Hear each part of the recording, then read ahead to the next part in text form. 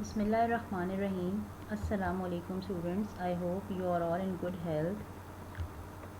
This is our lecture number 2. Previously we have started in the lecture number 1 the unit number 1 hardware basics. Today we are going to discuss further the components of system unit. Number 1 component motherboard has been discussed in the lecture number 1.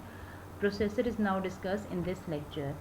Now processor is the main unit inside the computer. It is also called as CPU.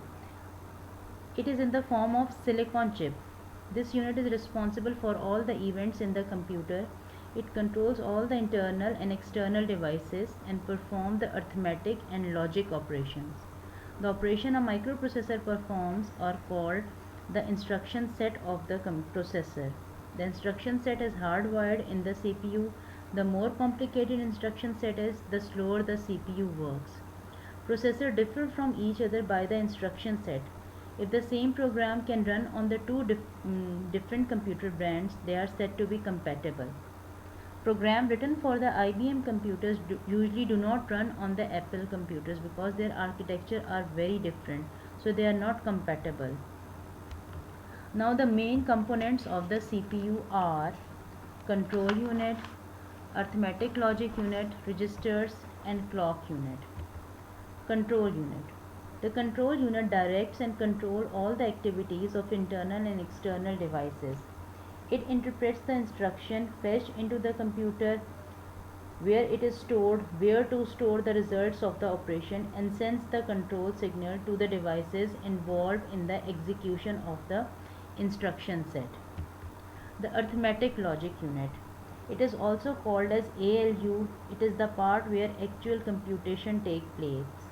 It consists of the circuits which perform arithmetic operations, for example addition, subtraction, multiplication, division, and the logic operations are the comparison operation, for example greater than, less than, or equal to operations.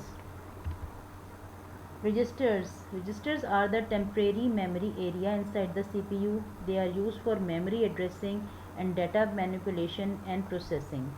Some of the registers are general purpose and some are for specific functions. It is a high-speed memory which holds only the data used for the immediate processing and the result of this processing. If these results are not needed for the next instruction, they are sent back to the main memory and registers are occupied by the new data used in the next instruction. The control unit.